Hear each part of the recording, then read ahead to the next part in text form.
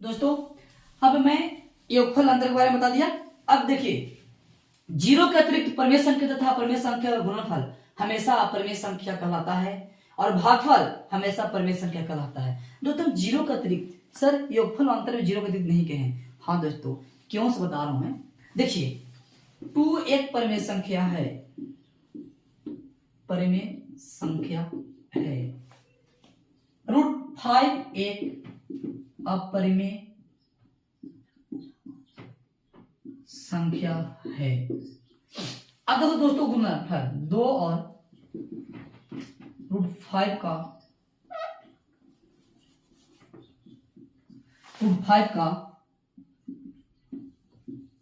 गुणनफल 2 और √5 का गुणनफल क्या होगा दोस्तों? 2 गुने √5 2√5। अब 2 और √5 का भागफल क्या होगा? 2 भागा √5 मतलब 2/√5, या तो फिर करते √5 और 2 का भागफल। √5 भागा 2 √5/2। ये सभी दोस्तों अपरिमेय संख्या, ये सभी अपरिमेय संख्या दोस्तों। अब बताइए कि सर जीरो छोड़ दिए, देखो क्यों छोड़ा दोस्तों, कुछ तो बात होगा तब तो जीरो छोड़ दिया। जीरो परिमेय संख्या है दोस्तों और √2 अपरिमेय संख्या है दोस्तों, अपरिमेय। अब बताइए जीरो और √2 के गुना करें तो क्या होगा दोस्तों? बोलिए दोस्तों क्या होगा? जीरो ना होगा और जीरो परिमेय संख्या होगा। हमने क्या लिखा है? अपरिमेय संख्या होता है, इसीलिए जीरो को छोड़ने के लिए बोले। जीरो को शामिल कर दीजिएगा तो परिमेय बन जाएगा। तो जीरो को छोड़ दीजिए, बाकी सभी को, कि जीरो को छोड़कर किसी भी परिमेय संख्या अपरिमेय संख्या गुना करेंगे आप तो आपको अपरिमेय संख्या मिलेगा, भागफल करेंगे अपरिमेय संख्या मिलेगा। सर भागा वाला बात बता दीजिए सर, वो समझ में नहीं आया, भागा वाला वो समझिए।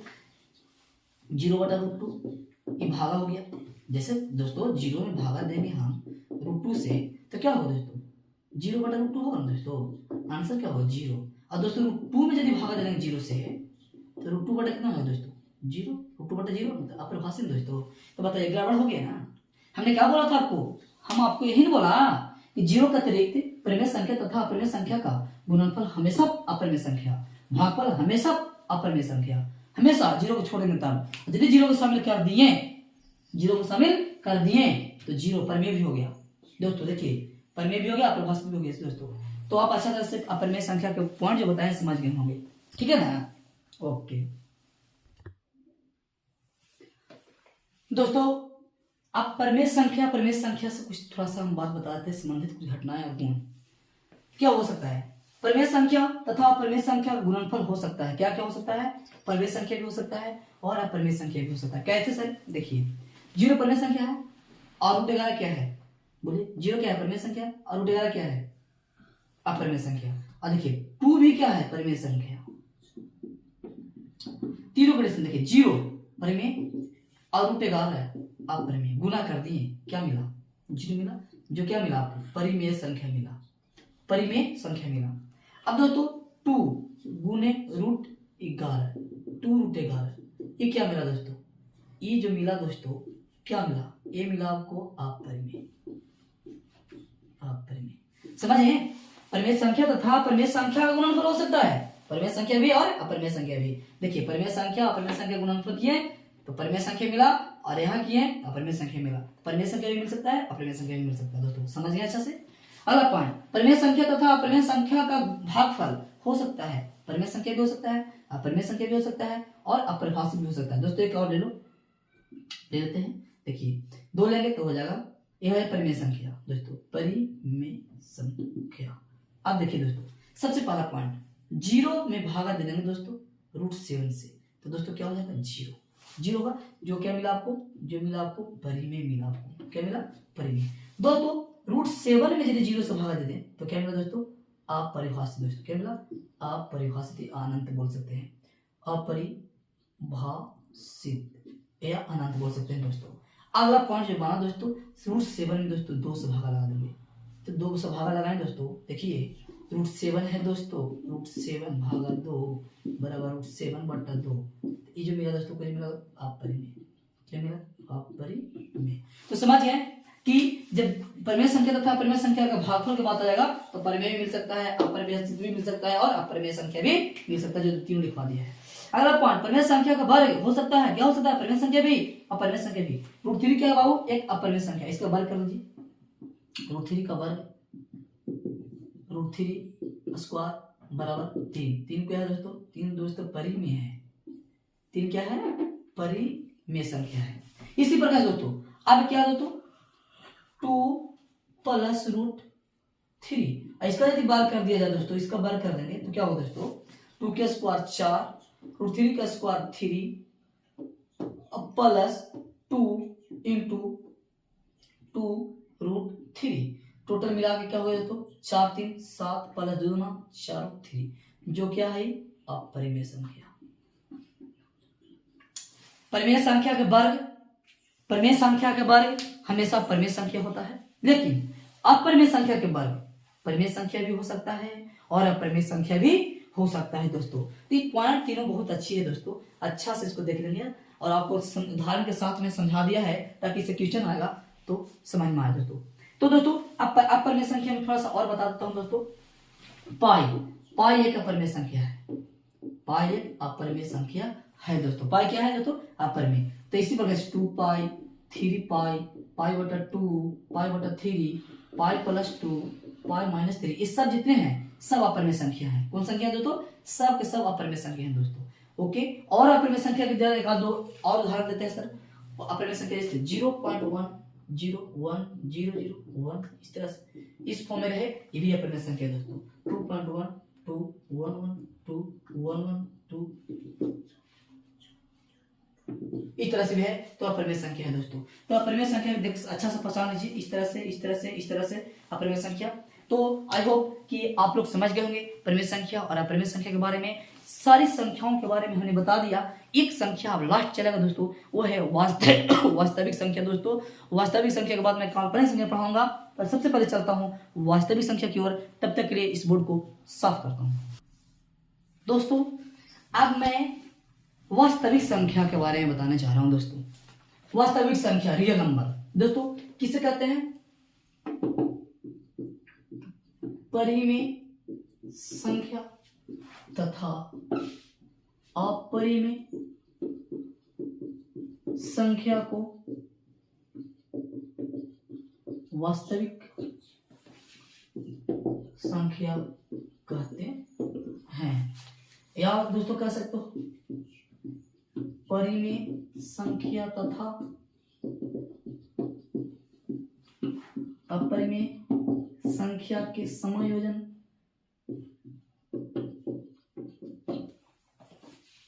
वास्तविक संख्या कहलाता है।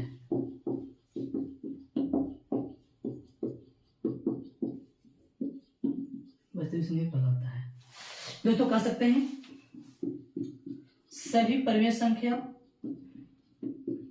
को वास्तविक संख्या कहते हैं दोस्तों। कह सकते हैं सभी अपरिमेय संख्या को वास्तविक संख्या कहते हैं। देख लीजिए, परिमेय संख्या तथा अपरिमेय संख्या को वास्तविक संख्या कहते हैं। परिमेय संख्या तथा अपरिमेय संख्या के संयोजन को वास्तविक संख्या कहते हैं। परिमेय संख्या, सभी परिमेय संख्या को वास्तविक संख्या कहते हैं। सभी अपरिमेय संख्या को वास्तविक संख्या कहते हैं। तो जितना भी संख्या है इसमें आ गया, परिमेय, अपरिमेय, पूर्णांक, पूर्ण, सम, विषम, सब वास्तविक संख्या। टोटल सब वास्तविक संख्या दोस्तों। जैसे -∞,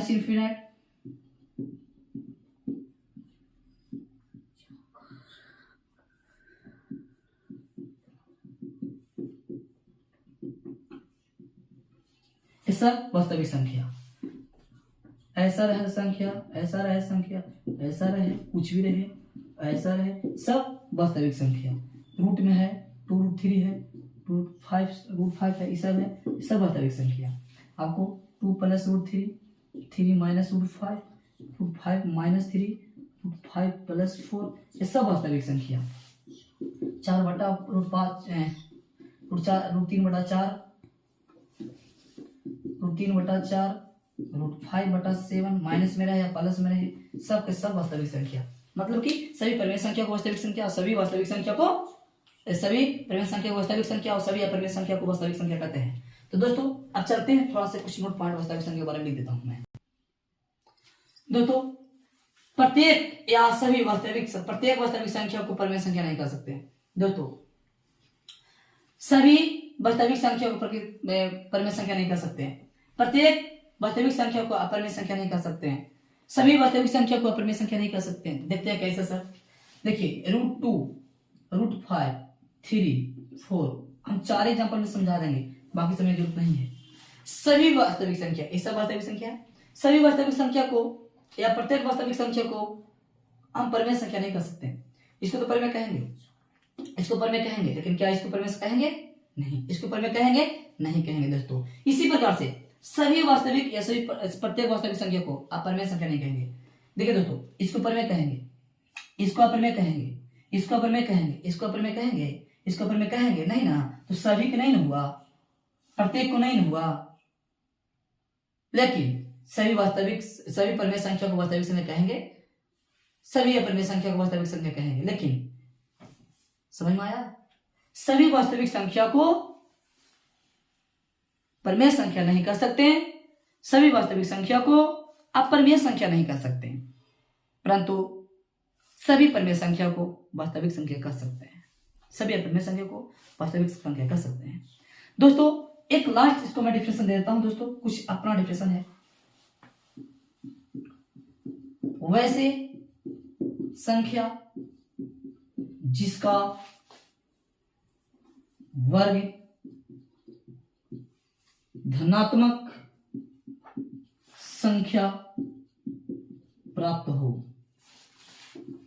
वह वास्तविक संख्या कहलाता है। वास्तविक संख्या कैसनो रहेगा और उसको जब वर्ग करेगा ना तुम, तो हमेशा धनात्मक संख्या प्राप्त होगा। लेकिन इसी को उल्टा, एक होता है काल्पनिक संख्या दोस्तों, एक होता है दोस्तों क्या? काल्पनिक संख्या। अभी दोस्तों थोड़ा सा मैं समझा देता हूं आप लोग को, इसको सिर्फ मिटा देता हूं, देखिएगा आप लोग। दोस्तों वैसे संख्या जिसका वर्ग धनात्मक संख्या प्राप्त हो वह वास्तविक संख्या कहलाता है। तो एक और संख्या होता है ना, क्या? वैसे संख्या जिसका वर्ग ऋणात्मक संख्या प्राप्त हो वह काल्पनिक संख्या कहलाता है।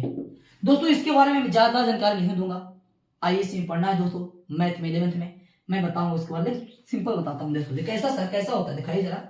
देखो -√3 इसको स्क्वायर कर दीजिए तो माइनस का प्लस और √3 का हो जाएगा 3 माइनस में है सर, स्क्वायर करेंगे 9 हो जाएगा, 4 का स्क्वायर करेंगे 16 हो जाएगा। ये भी वास्तविक संख्या, ये भी वास्तविक संख्या, ये भी वास्तविक संख्या, सभी को वास्तविक संख्या है। और जब मैं वर्ग करता हूं, सभी को वर्ग किया हमने तो पाया, क्या पाया? सभी को वर्ग किया तो हमने पाया धनात्मक संख्या। देखिए ऋणात्मक संख्या कैसे कर दिए सर, देखिए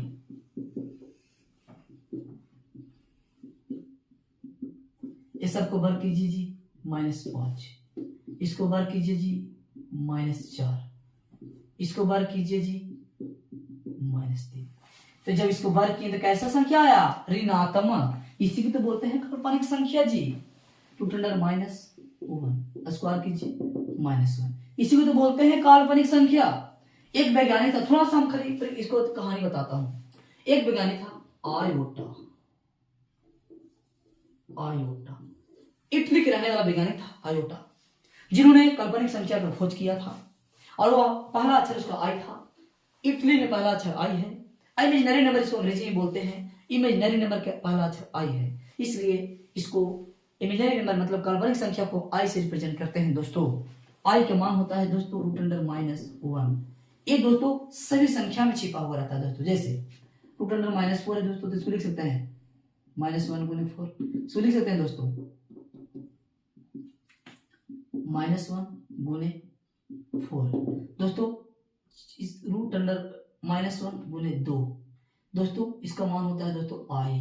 देखिए आई होता है ना -1 का, √(-1 का आई गुने 2, आंसर हो गया 2i। दोस्तों तो बोल सकते हैं कि √(-4) का 2i, इसी प्रकार से √(-9) का 3i होगा ना दोस्तों। इसी प्रकार से यदि हम ऐसे कर दें -3 तो लिख सकते हैं √3i। माइनस के लिए आई का प्रयोग करते हैं दोस्तों। अब ये सब संख्या को भर कीजिए, ऋणात्मक संख्या प्राप्त होगा। तो फाइनली मैं परिभाषा 2 दिया। वास्तविक क्या दिया? वैसे संख्या जिसका वर्ग धनात्मक संख्या प्राप्त हो उसे चतुर्भुज वास्तविक संख्या प्राप्त कहलाता है। वैसे संख्या जिसका वर्ग धनात्मक संख्या प्राप्त हो वह वास्तविक संख्या कहलाता है, और वैसे संख्या जिसका वर्ग ऋणात्मक संख्या प्राप्त हो वह काल्पनिक संख्या कहलाता है दोस्तों। तो इतना ही संख्या दोस्तों, इसके बारे में बहुत पढ़ना है, IC बहुत इसके बारे में पढ़ना है। तो मैं 10वां क्लास का पढ़ा रहा हूँ अभी ना, मैं IC एक क्लास लेकर आऊंगा तो उसमें बताऊंगा। तब तक के लिए बाय, धन्यवाद। फिर अगला वीडियो में मैं आऊंगा तो क्वेश्चन लेकर आऊंगा, अब रियल नंबर से क्वेश्चन करवाऊंगा दोस्तों।